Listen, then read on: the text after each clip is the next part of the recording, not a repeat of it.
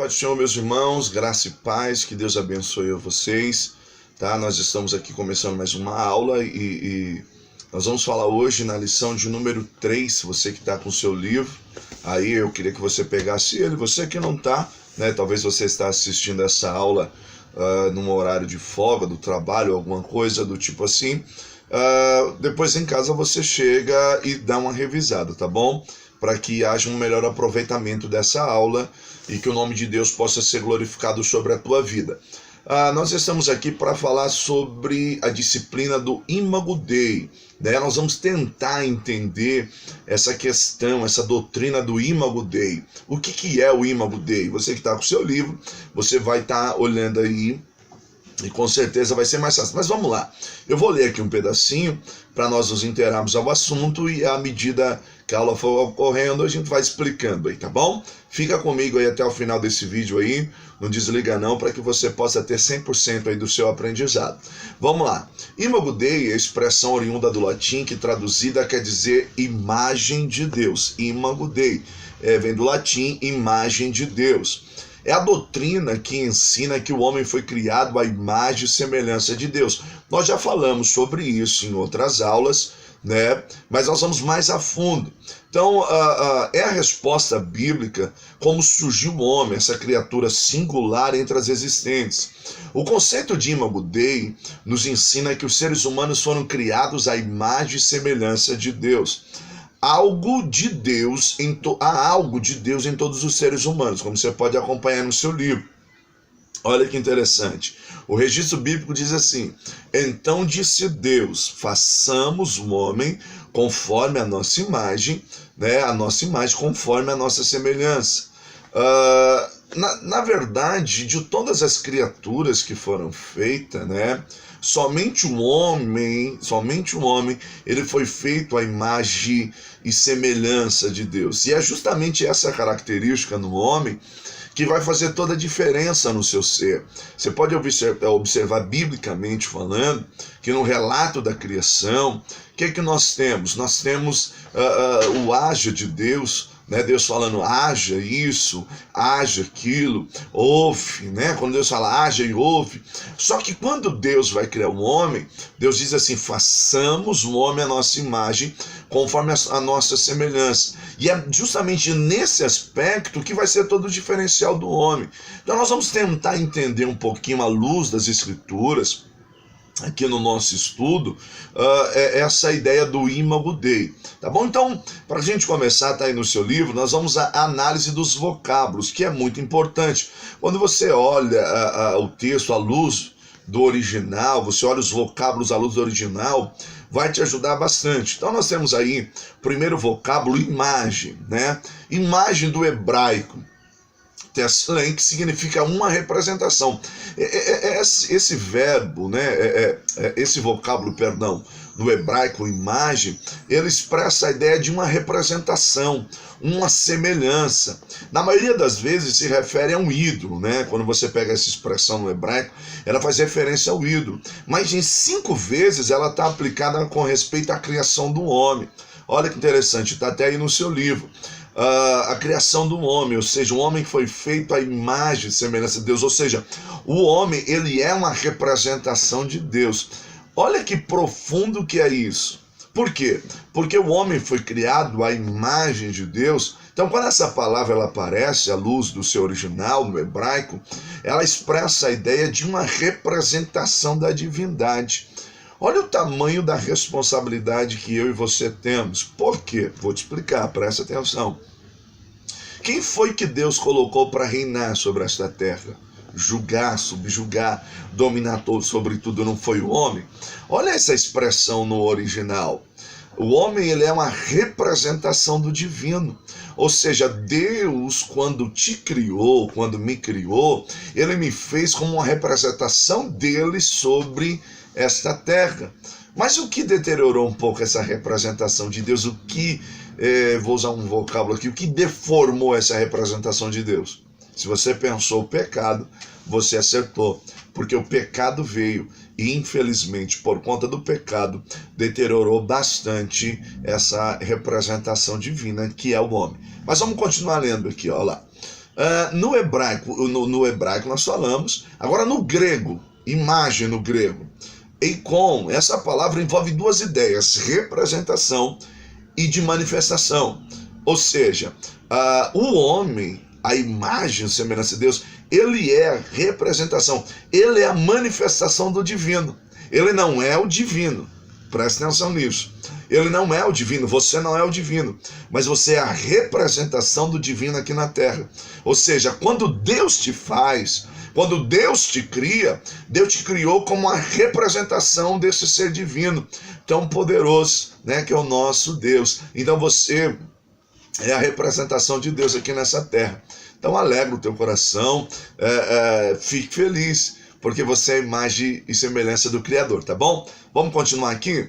Então nós falamos sobre imagem. Imagem no hebraico, representação. No grego também, eikon, que expressa a ideia de manifestação e representação. Agora nós temos esse vocábulo semelhança. Está aí no seu livro, você vai acompanhar comigo no seu livro. O que é semelhança? Semelhança do hebraico, esse vocábulo no hebraico, expressa a ideia de ser como. Está aí no seu livro aí a palavra, ser como, assemelhar-se. Né, que vem do verbo damar ali, que na verdade é ser ou agir, comparar. Este verbo aparece no hebraico bíblico cerca de 28 vezes. E o substantivo demut expressa a ideia de uma figura, uma forma, um padrão. A ideia central é assim, expressa o original do qual a ideia foi moldada. Não é? Tipo, o homem é a nossa imagem, a nossa semelhança. Então, semelhança aí, eu não sei se eu estou conseguindo ser claro para os irmãos, mas imagina assim, eu estou fazendo algo a partir de algo que eu tenho. Então, o que eu tenho aqui, o que eu vou fazer é a partir desse. Você está me entendendo? A partir desse aqui. Então, semelhança é a ideia original a partir de algo que foi moldado. Então, eu olho esse que é original e moldo esse aqui. Então, esse que eu tenho é a representação desse aqui. Então, essa é a ideia de semelhança no hebraico. Mas e no grego? No grego expressa a ideia daquilo que é feito como algo, tá vendo aí? Então você, essa doutrina do Imago Dei, nós estudando os vocábulos, o que você vai compreender a princípio? Você vai entender que quando o homem foi criado por Deus, na sua representação, ele representa o divino. Ele é feito tal qual. Entenda bem o que eu vou falar. Não estou dizendo que o homem é divino, nem estou divinizando o homem. Mas eu quero dizer que o homem foi feito à imagem e semelhança de Deus. De todos os seres criados, ele é a coroa da criação. Então ele é o único que tem intelecto, raciocínio, que pensa, que tem o domínio. E é o único que pode se relacionar com o espiritual. Os irmãos estão me compreendendo? É o único que tem esse acesso ao espiritual.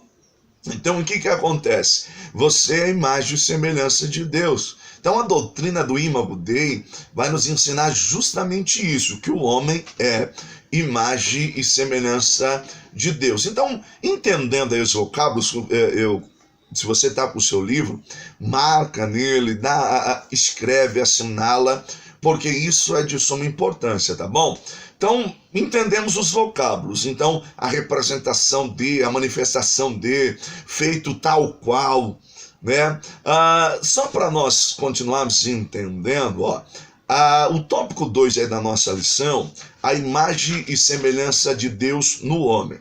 Eu vou ler para ficar mais claro, acompanha comigo aí, presta atenção, Esses dois termos foram e continuam sendo objeto de estudos de muitos teólogos. E, irmão, isso dá tanta discussão, né? Nós não estamos aqui para discutir, mas eu quero aqui, à luz, né, dos nossos conhecimentos, à luz da nossa pesquisa bíblica, chegar a um consenso comum.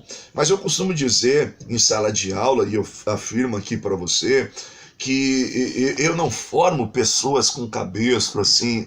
Não, eu quero que você seja um pensador. Eu quero que você, é claro, com base bíblica, né? A gente tem sempre que tirar as nossas teorias, né? Os nossos raciocínios à luz das Escrituras. Mas eu quero que você pense comigo.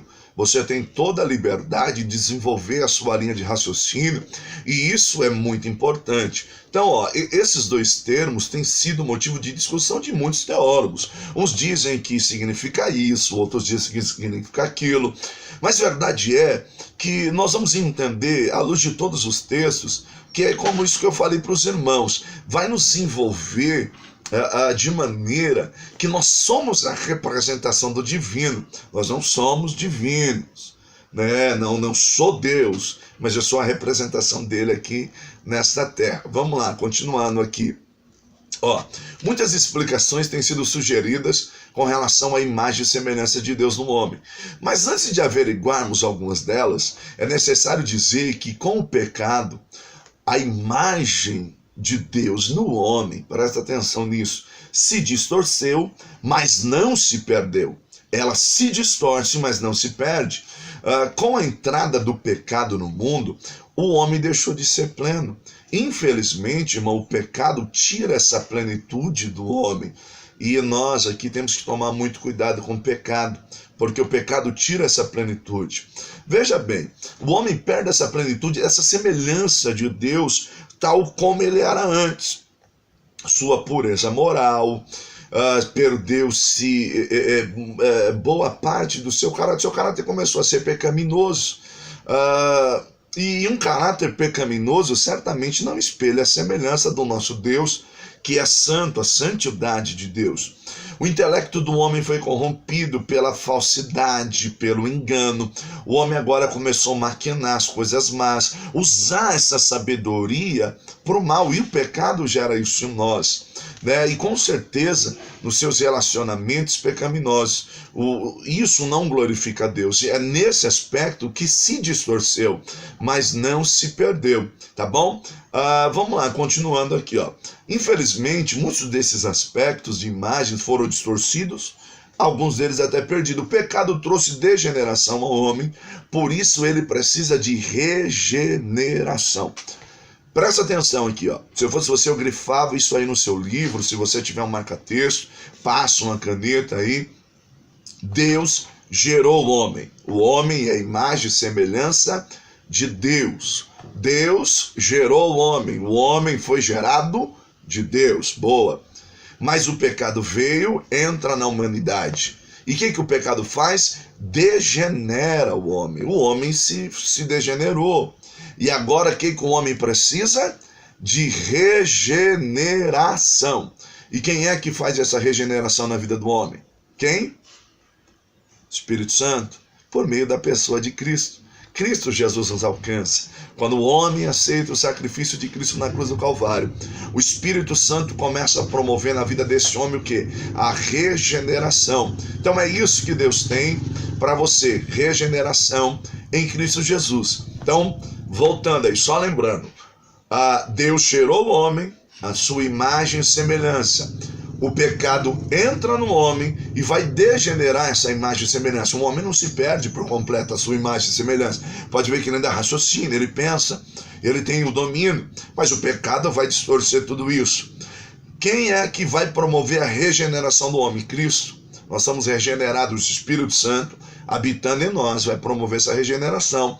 Mas quem é que convence o homem da justiça, do pecado, do juízo? O Espírito Santo, quando o homem aceita Jesus como seu único e suficiente Salvador. Tá bom?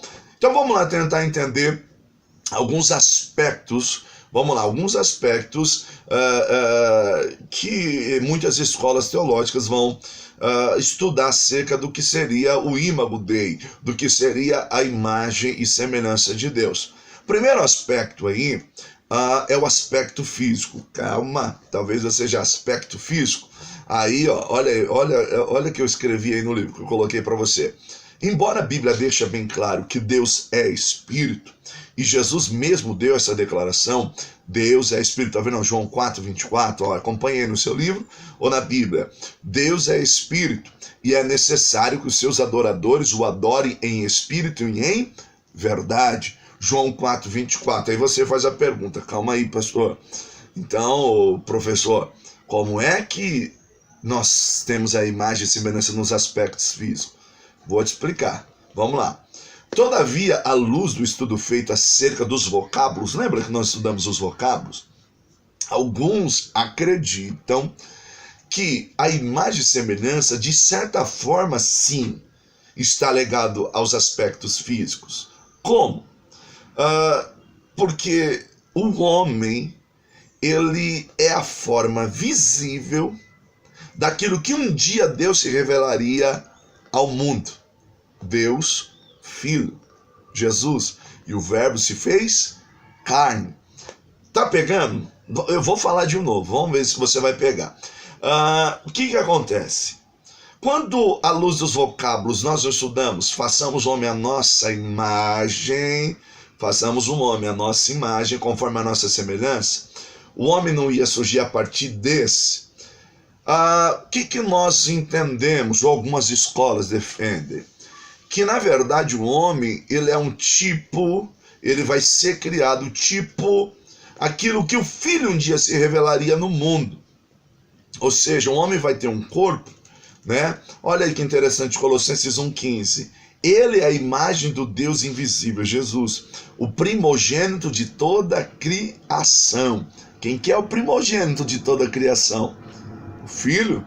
Então, se o homem é a imagem e semelhança, à luz dos vocábulos no original, como tal, a semelhança tal, a manifestação tal, então é uma teoria, né? São algumas escolas que defendem isso. Então não seria lógico nós pensarmos que de alguma forma o homem tem sim essa representação, talvez esse aspecto físico, né? Irmão, mas Deus é espírito. Sim, Deus é espírito, mas vamos tentar aqui entender uma coisa, o Filho é o resplendor da glória de Deus e a expressão exata do seu ser, sustentando todas as coisas por sua palavra poderosa. Depois de ter realizado a purificação dos pecados, ele se assentou à direita e à majestade de Deus nas alturas. Hebreus 1,3. Colossenses 2,9. Pois em Cristo habita corporalmente toda a plenitude da divindade. Só para você entender, quem está com o livro, isso é agora é muito importante, você está com o seu livro na mão. Olha o gráficozinho aí que nós temos aí. Tá vendo aí a divindade composta, esse redondozinho aí? Eu tô com o meu aberto aqui, por isso que eu tô dando uma olhadinha. E é importante você estar com o seu livro, tá bom? Você acompanhar junto aí no seu livro, que vai ser melhor para você. Mas eu tenho aqui a divindade composta, a Trinidade, Deus, né? Pai, Filho e Espírito Santo. Quando a divindade composta diz façamos um homem a nossa imagem conforme a nossa semelhança, o que a gente vai entender? Se você está com o seu desenho aí, você vai compreender uma coisa, que na verdade a divindade composta, ela vai gerar Adão, profeticamente falando, à luz daquilo que o Filho já iria se manifestar. Mas da onde isso? Se nós formos analisar o texto aí de 1 Pedro 19:20, diz assim, mas pelo precioso sangue de Cristo, como de um cordeiro sem mancha e sem defeito, conhecido antes da criação do mundo, revelado nesses últimos tempos em favor de vocês. Ou seja, o Cordeiro de Deus que foi conhecido antes, que é a onisciência de Deus, né? Presciência de Deus. Então, essa escola vai ensinar que há sim essa semelhança no aspecto físico. Cristo seria o primogênito, né? Adão seria a cópia daquilo que um dia Cristo haveria de se revelar ao mundo, né? Então, nós temos aí esse aspecto. Aí nós temos também Apocalipse, só para reforçar, corroborando aí com o que nós já falamos, Apocalipse 13:8 diz assim, todos os habitantes da terra adorarão a besta, a saber, todos aqueles que não tiveram os nomes escritos nos livros, no livro da vida do Cordeiro, que foi morto desde a criação do mundo. Ou seja, já era o projeto divino Cristo se revelar. Então, Cristo já viria como homem. Então, essa é a ideia, tá bom? Espero que você tenha pegado aí, mas a gente vai devagarzinho. Um outro aspecto que é ensinado é o aspecto moral. O que seria a imagem e semelhança de Deus? Seria o aspecto moral. Olha que interessante, ouve isso. O homem é um ser moral por natureza, pois tem a noção de bem e mal. afeta, nessa noção de bem e mal, afeta todas as suas ações. O homem possui noções de valores, conceitos do que é certo, do que é errado, conceitos éticos, aquilo que chamamos de consciência moral. O homem é o único ser que tem consciência moral, embora alguns pareçam que não é verdade? Tanta atrocidade, tanta coisa terrível que nós vemos aí, que parece que alguns não têm.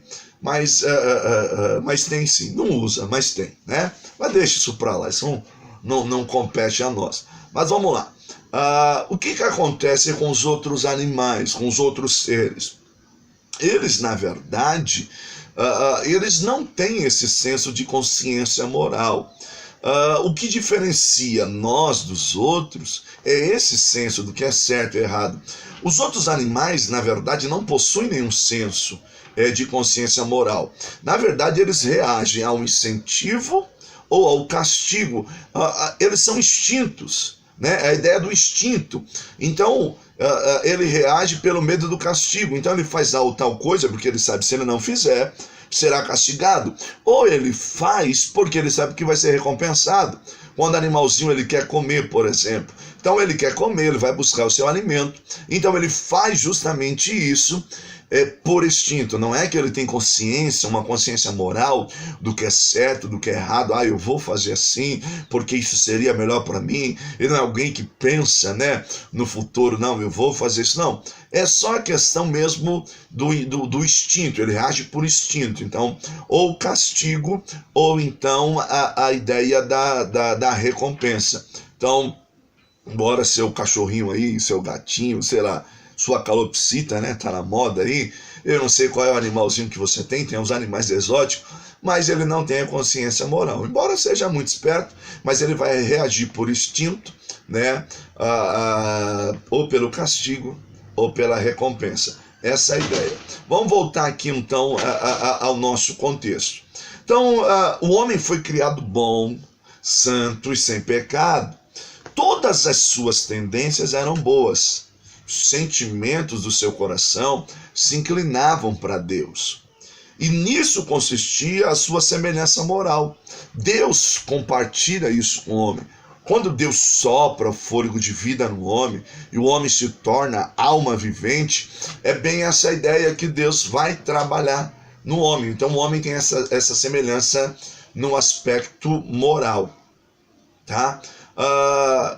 Só que o que acontece? Quando o pecado degenera, o homem perde essa distorce, né, o aspecto moral do homem. O homem começa a se perverter, perverte o seu caráter. Com a regeneração, lembra que eu falei que o homem precisa de regeneração? Com a regeneração moral de Deus no homem, por meio da pessoa de Jesus Cristo, o homem volta a ter essa semelhança no aspecto moral com Deus. Olha que interessante, Efésios 4, 22 ao 24 diz assim: quanto à antiga maneira de viver, vocês foram ensinados a despir-se do velho homem que se corrompe por desejos enganosos e serem renovados no modo de pensar e revestir-se do novo homem, criado para ser semelhante a Deus. Olha isso aí, grifa aí você que está com o seu livro, ou grifa na sua Bíblia, Efésios 4, 22 ao 24. Criado para ser semelhante a Deus, em justiça e em santidades provenientes da verdade. Ou seja, quando é que o homem, ou na onde o homem alcança esse retorno, essa regeneração no aspecto moral, na semelhança, a imagem no aspecto moral a Deus? Quando Cristo entra na vida dele, porque ele vai se despir do velho homem e vai se revestir do novo homem. É isso que Cristo quer fazer em nós, é isso que Cristo quer fazer em você. Tá bom, meu irmão? Vamos lá, continuando então. O próximo aspecto é o aspecto intelectual. Ao ser criado, o homem possuía inteligência suficiente para pensar, raciocinar, falar, tirar conclusões, tomada de decisões. Ou seja, Deus o fez como um ser racional, um ser que pensa, um ser que tem a capacidade de tomar decisões, de pensar, diferente dos outros animais, diferente dos outros seres criados. Por ser Deus um ser pessoal, presta atenção nisso, Deus é um ser que se relaciona, Deus é um ser pessoal. Aliás, se você não falou com ele ainda hoje, fale com ele. Ele é um Deus todo-poderoso, ele é um Deus que quer te ouvir, é um Deus que tem prazer em te ouvir, ele quer falar comigo e com você. Espero que ele esteja falando com você por meio desta aula. Mas vamos lá. Por ser Deus um ser pessoal, ele cria alguém à sua imagem e semelhança, que também é um ser pessoal. Tem intelecto, ele tem raciocínio, ele tem sentimento, ele tem vontade, dotado da capacidade de se relacionar e comunicar com os outros seres da sua espécie, também dominar sobre tudo, como nós já vimos, falamos em outra aula.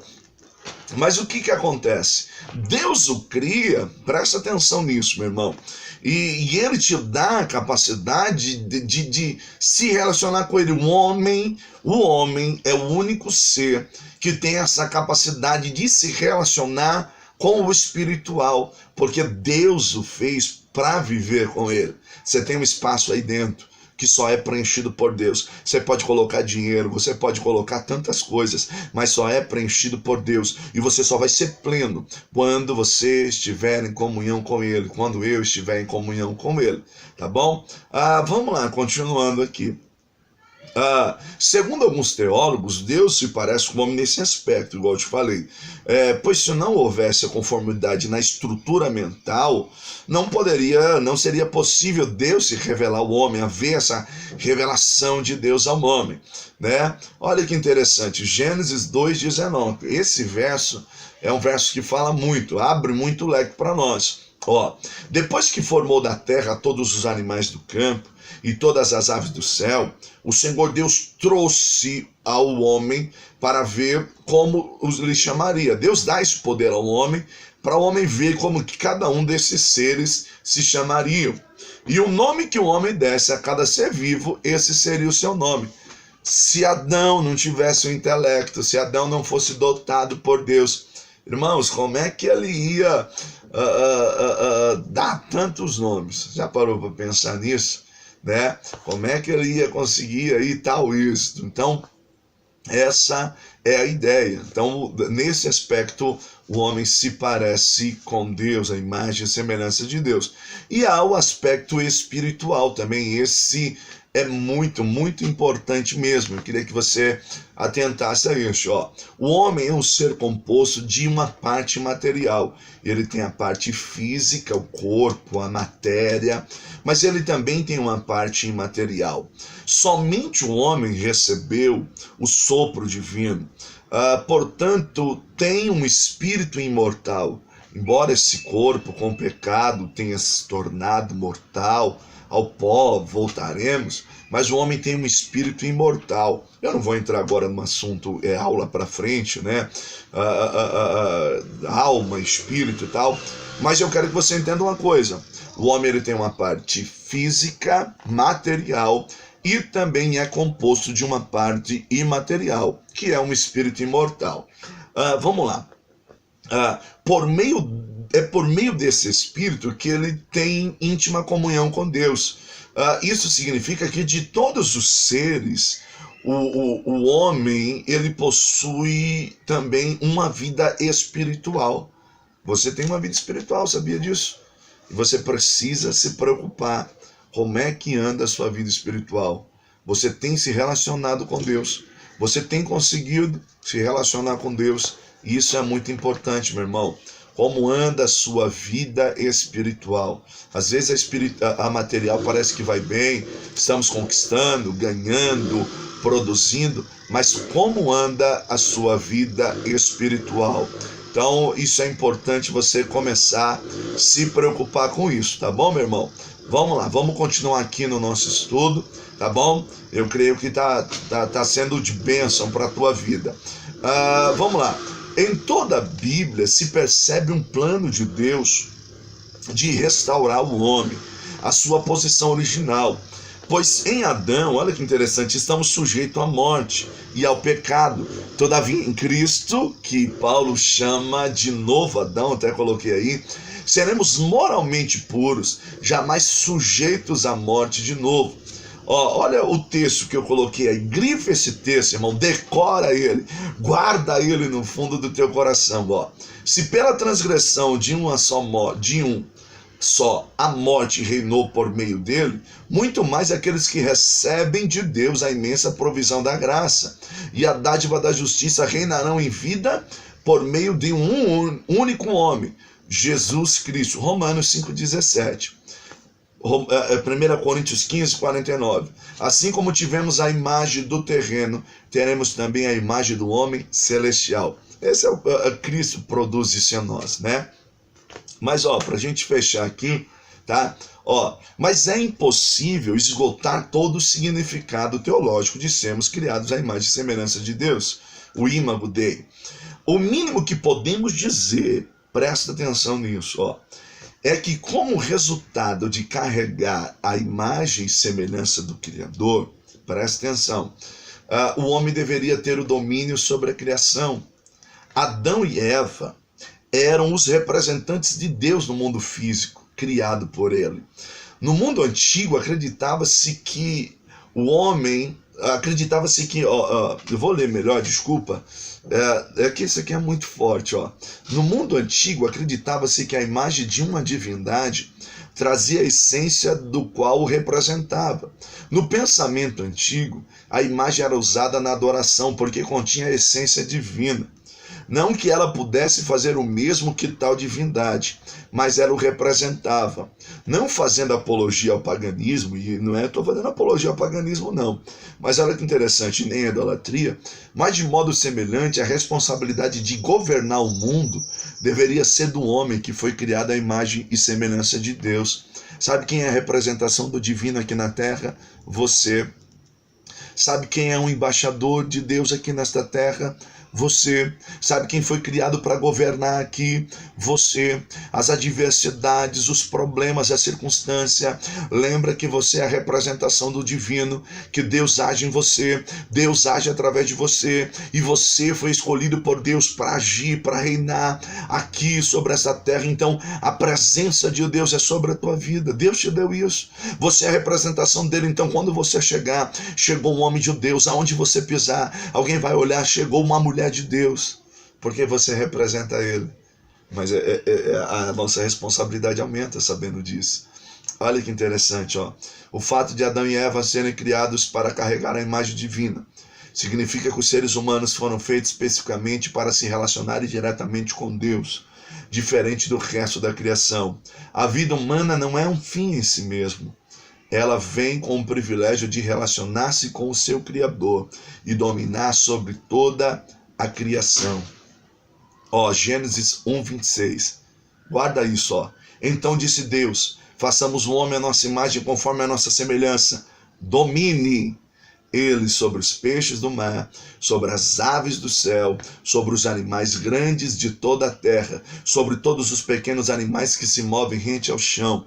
O homem trazia sobre si as bênçãos da comunhão com Deus, do domínio, da autoridade e da vida abundante. Isso que o homem tinha sobre a vida dele. Pastor, mas o homem perdeu com o pecado. Perdeu. O homem com o pecado, ele perde a comunhão com Deus. Por isso ele perde o domínio. Porque ele domina, porque ele é um representante do divino. Se ele perde a comunhão com Deus, ele não representa mais. Olha que interessante isso. Ele perde o domínio, porque o domínio que ele tem vem de Deus. Ele perde a autoridade e perde a vida abundante, porque longe de Deus, meu amigo, minha amiga, meus irmãos, não tem como ter vida abundante. E o homem está preso no seu pecado. Mas a palavra diz: para isso se manifestou o Filho de Deus, para desfazer, para aniquilar as obras do diabo. Então vamos lá? O homem perdeu, não perdeu? Mas lembra, por um homem entrou a morte e as consequências do pecado. Mas por um homem vida e vida em abundância. Então, se você for regenerado por Cristo, se você deixar Jesus entrar na tua vida, se você deixar o Espírito Santo regenerar, se prepare para receber de volta domínio, comunhão com Deus, autoridade, vida abundante. É isso que Cristo tem para você, é isso que Cristo tem para a tua casa, é isso que Cristo tem para os teus negócios. Deus te fez a imagem e semelhança dele, é você que tem que dominar, é você que tem que reinar, é você que tem que governar. Meu irmão, isso aqui não é uma palavra triunfalista e nem é uma palavra de prosperidade, não, mas é uma palavra de conhecimento. Nós precisamos entender que Deus nos fez a sua imagem conforme a sua semelhança. Então, se o Espírito de Deus está em nós, se o Espírito de Deus habita em você, quem tem que reinar sobre as adversidades somos nós, porque nele nós podemos todas as coisas. Que Deus te abençoe. Obrigado por mais uma aula. Fica com Deus. Um abraço. Espero que você tenha aprendido. E até a próxima, se Deus quiser. Um abraço. Tchau, tchau.